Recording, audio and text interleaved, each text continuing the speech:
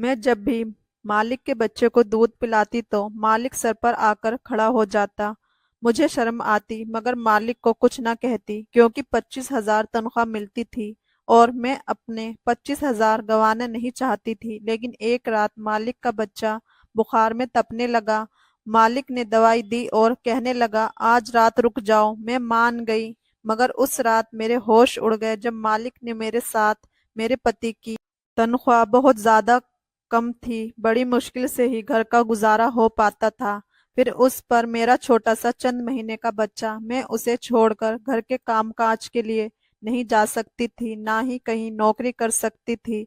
एक बार मेरे पड़ोसी ने मुझे एक ऐसी बात कही जिसे सुनकर मैं सोच में पड़ गई थी।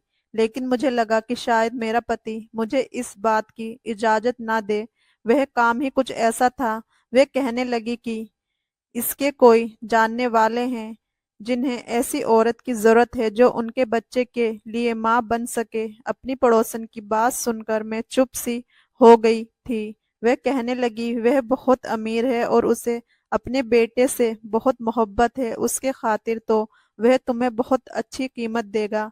मैंने कहा कि मेरा पति शायद मुझे इस बात की इजाजत ना दे। मेरी पड़ोसन कहने लगी, एक बार तुम पहले मेरे साथ चलो और उनसे पूछो कि वह तुम्हें इसकी क्या कीमत देंगे। अगर वह पैसे बहुत ज्यादा हुए तो जाहिर सी बात है तुम्हारा पति इनकार नहीं कर सकेगा, क्योंकि तुम्हें पैसों की जरूरत है तो, है ना।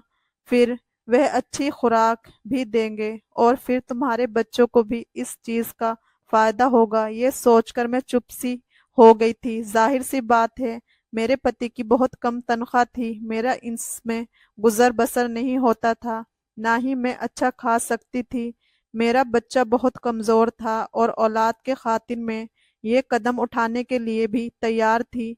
हालांकि किसी दूसरे बच्चों को गोद में भरना और अपने ही बच्चे के साथ उसे शामिल करना आसान तो नहीं होता, लेकिन अपने बच्चों के खातिर मैं ये सब करने के लिए तैयार थी। मुझे भी अपनी पड़ोसन की बात ठीक ही लग रही थी कि पहले मैं उन लोगों से बात कर लूं, ताकि अगर मुझे वहां से अच्छी तनख्वाह मिलने की उम्मीद हुई तो पति को भी मना लूंगी। अगले दिन मैं अपने बच्चे को गोद में लेकर पड़ोसन के साथ उनके बंगले में पहुंच गई। वह वाकई बहुत अमीर लोग थे। जब मैं अंदर गई तो इस घर की मालकिन टांग पर टांग रखकर सोफे पर बैठी थी और बच्चा बहुत रो रहा था और एक नौकरानी की गोद में था, उसे दूध पिला रही थी, लेकिन बच्चा दूध नहीं पी रहा था। मालकिन ने मुझे सर से ऊपर तक बड़े गौर से देखा और उसके चेहरे पर नागवारी सी गई थी। कहने लगी, ना जाने तुम्हारे मालिक के दिमाग में कौन सा भूसा सवार हो गया है। आजकल लोग डब्बे का दूध पिलाते हैं और बच्चे खिल जाते हैं, लेकिन नहीं, उसे तो अपनी बात ही पूरी करनी होती है। कहने लगी, ये मेरा मसला नहीं है, तुम्हारे मालिक अभी कमरे में हैं, बाहर आते हैं तो उनसे बात कर लो। ये कहकर वह उठकर बाहर चली गई और ड्राइवर को कहने लगी कि उसने शॉपिंग पर जाना है, इसलिए गाड़ी को रेडी करें। मैं तो इस औरत को देखकर हैरान सी रह गई थी। कैसी माँ थी। मैं तो सोच रही थी कि शायद कोई बीमार औरत है जो कि मजबूरी की हालत में अपने बच्चों को इसके हक से जुदा कर रही है, लेकिन यह तो हट्टी खट्टी औरत सेहतमंद भी थी, अपने बच्चों को माँ का प्यार दे सकती थी। लेकिन शायद आजकल की मॉडर्न किस्म की माँ ऐसी ही होती हैं, अपने बच्चों को नौकरों के रहमो करम पर ही पालती हैं, उसे सीने से लगाने के बजाय नौकरों के हाथ में थमा देती हैं। मैंने गहरी ठंडी सांस भरी थी। वक्त वक्त की बात थी, मेरे पास इतने पैसे ना थे कि अच्छी खुराक खाती ताकि मेरा बेटा भी सेहतमंद होता, और इस औरत के पास सब कुछ है, लेकिन ये फिर भी अपनी औलाद को उसके हक से दूर रख रही है। वह औरत जा चुकी थी। कुछ देर बाद ही उस घर का मालिक कमरे से निकला और मेरी पड़ोसन से कहने लगा कि क्या यह वही औरत है। पड़ोसन ने कहने लगी, जी यही है। मेरी गोद में बड़े बेटे को उसने गौर से देखा था और फिर मेरी सेहत भी कोई बहुत अच्छी ना थी, मैं दुबली पतली सी थी। वे कहने लगा कि इन्हें तो खुद खुराक की अच्छी खासी जरूरत है, ये भला मेरे बच्चों को कैसे पाल सकती है।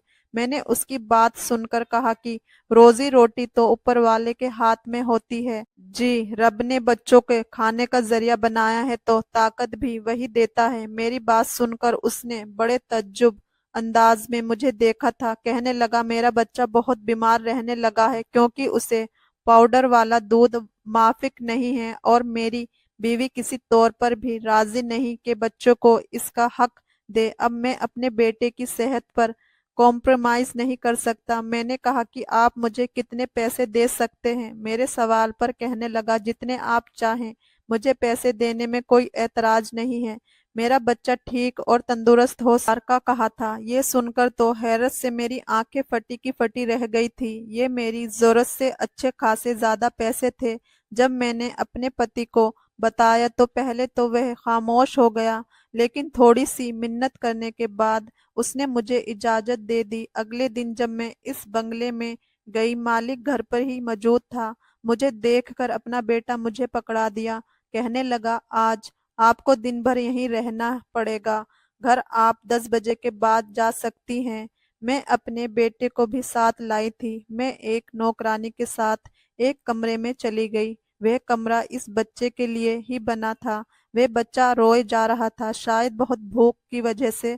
मैंने उसे अपने गले लगाया और उसे चुप कराया। कुछ ही देर में वह सो चुका था, लेकिन उस बच्चे को मेरी गोद में देखकर मेरा बेटा बड़े गौर से मुझे देख रहा था। मैं अपने बच्चे के हक में किसी और को भी शामिल कर चुकी थी। मेरा बेटा बार बार मेरी तरफ लपक कर गोद में आने की कोशिश कर रहा था, लेकिन उस वक्त मालिक का बेटा मेरी गोद में था। मैं उसे ही सुलाने की कोशिश कर रही थी। मैंने अपने बेटे के चेहरे पर एक अजीब सी बेचैनी देखी थी।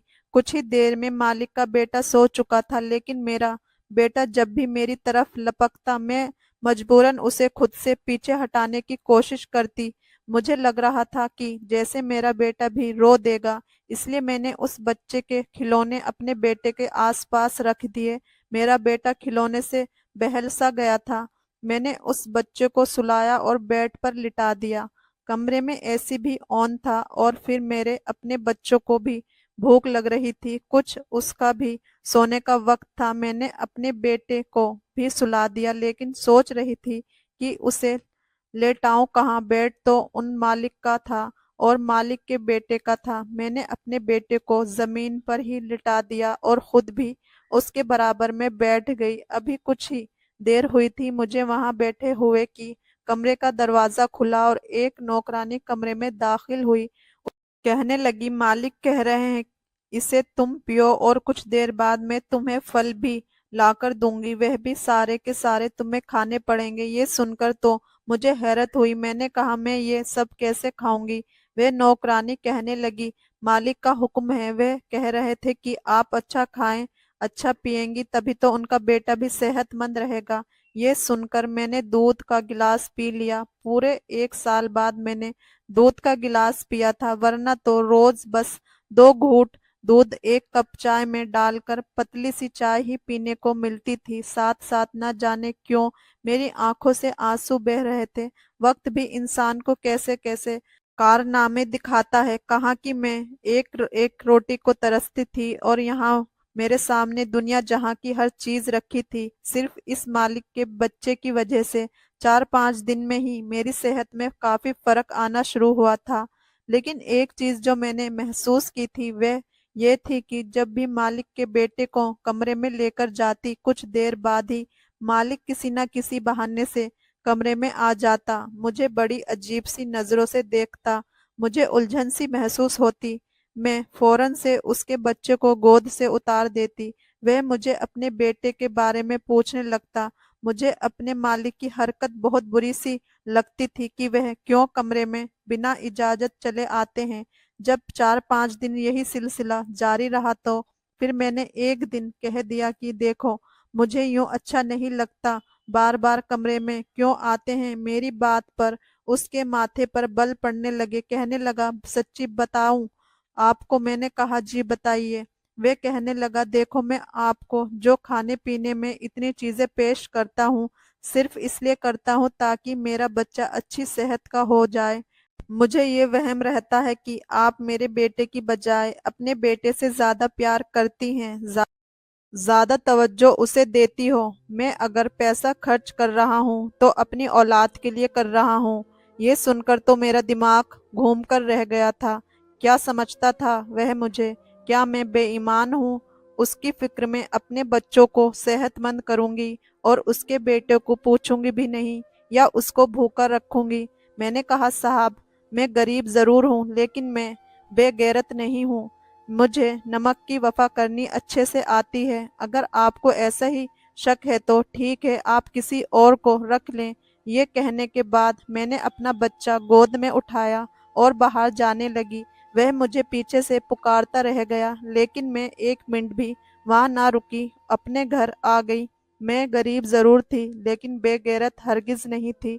इतनी बातें सुनने के बाद भला मैं क्यों वहां पर रुक जाती? मैं अपने बच्चे का हक उसके बेटे को दे रही थी, उसका ख्याल भी बहुत रखती थी। जब तक मैं वहां होती थी उसके बच्चे को संभालती थी और अपने बच्चे को उसके खिलौने से बहलाती रहती। हालांकि मेरे बेटे का हक था कि मैं उसे ध्यान देती। इसी रात मुझ पर एक और मुसीबत टूट गई। मेरा पति वापस घर नहीं आया था।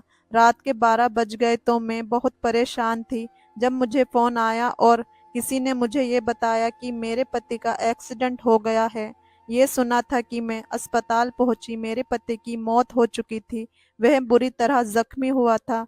जब मुझे डॉक्टर ने आकर बताया कि मेरा पति अब इस दुनिया में नहीं रहा तो मैं बेहोश होकर गिर चुकी थी। कभी अपने कुछ महीने के बच्चे को देखती तो कभी अपने पति के मुर्दा शरीर को। मैं फूट फूट कर रोने लगी। कुछ समझ नहीं आ रहा था कि क्या करूं। हमारे घर में लोगों की भीड़ थी। सुबह ही मेरे पति का अंतिम संस्कार हो गया।